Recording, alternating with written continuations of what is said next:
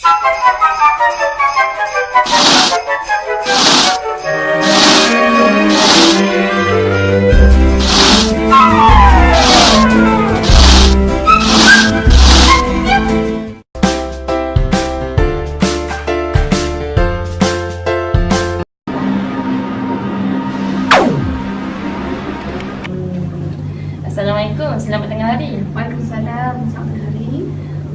Kursi semua okey suhu? Okey, semua okey. Okey. Sebelum kita mulakan sesi kaunseling kita, saya nak perkenalkanlah diri saya dahulu.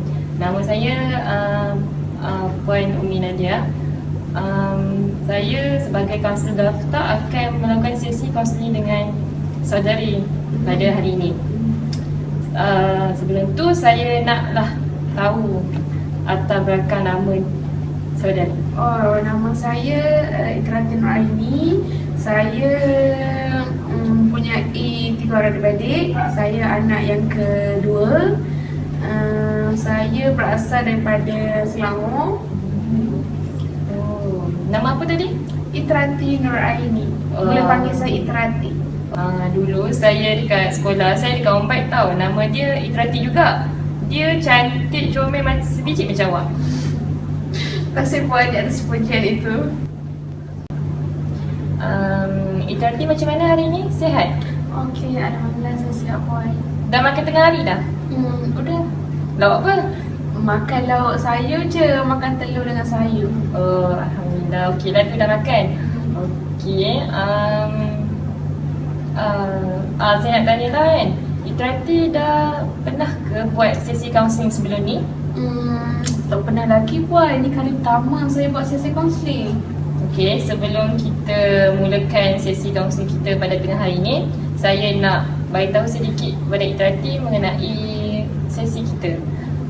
Saya sebagai kaunselor, saya akan bertanya banyak kepada Itrati. Jadi saya berharap sangat Itrati luahkan segala perasaan marah, kecewa, sedih kepada saya. Dan Itrati jangan risau dan jangan bimbang. Segala rahsia dan luahan perasaan Itrati akan menjadi rahsia antara saya dan Itrati. Okey.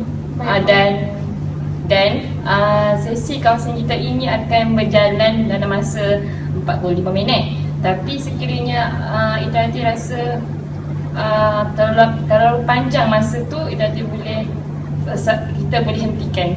Okey, baik Puan, saya faham. Okey, Itrati, jadi petang ni Itrati nak kongsi apa-apa dengan saya? Entahlah Puan, saya sebenarnya bingung Puan. Bingung? Apa yang dimasukkan dengan bingung tu Itrati? Boleh jelaskan lagi? Yelah Puan, saya balik rumah, mak saya selalu je gaduh. Diorang selalu je bertengkar, bising situ, bising sini, pagi, petang, siang, malam. Diorang tak pernah pun pedulikan saya sama saya hidup atau mati Puan. Okey, teruskan Itrati. Saya sebenarnya Puan, kalau ikutkan hati ni Puan, saya nak je lari daripada rumah Puan. Yelah Puan, rumah tu macam neraka kepada saya, panas Puan. Diorang selalu gaduh, diorang selalu bising-bising Puan. Kalau ikutkan saya nak lari daripada rumah. Tapi saya sayangkan mak ayah saya Puan. Itrati, tadi saya dengar awak cerita awak sayangkan mak awak, tapi dalam masa yang sama awak bencikan mak awak. Macam mana tu? Yelah Puan, mana saya tak benci mereka. Orang lain pun ada juga mak ayah Puan. Tak adalah selalu gaduh macam mereka. Mereka tiap hari gaduh Puan. Tension saya ni Puan.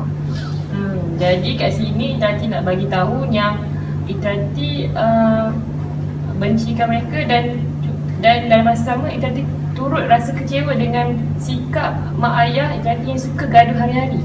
Yelah Puan, benda yang kecil je Puan. Benda yang kecil, tertinggal kicap, lupa beli kicap pun dah gaduh Puan. Dia bawa benda tu balik ke rumah, gaduh Puan.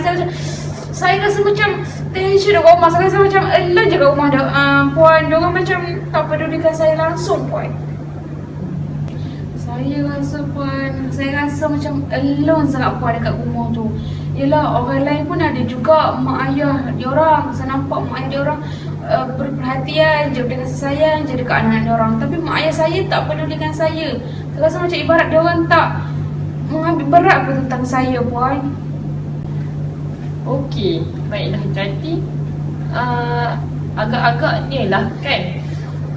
Jadi tahu tak apa punca pergaduhan mak ayah Jati hari-hari tu?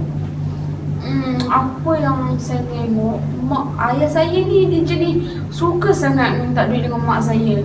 Dia tak kerja puan. Lepas tu kalau mak saya tak bagi duit, dia selalu je pukul mak saya. Pukul sampai dengan saya pun terkena sekali puan. Dengan saya puan saya pernah minta duit. Kalau saya tak bagi, dia pukul saya lah, rotan saya lah puan. Lepas tu yang saya sakit hati lagi, mak saya ni biarkan je dia tu dipukul, dirotan oleh ayah saya. Mak tak pernah pertahankan diri dia sebagai isteri. Lepas tu saya tension lah puan, duduk hidup macam ni, selalu kena pukul, selalu kena dera je puan.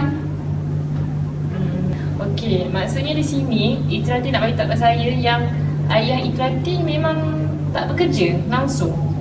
Bukan macam tu puan. Dulunya saya bekerja, tapi disebabkan ada masalah apa entah, dia terpaksa dibuang kerja. Lepas tu disebabkan dah lama dia tak bekerja, selalu duduk kat rumah, selesa duduk kat rumah je, selalu minta dengan duit dengan mak saya je. Lepas tu dia jadi pemalas puan. Lepas tu dia pemalas, bukan sangat pemalas puan, pemarah pula tu puan.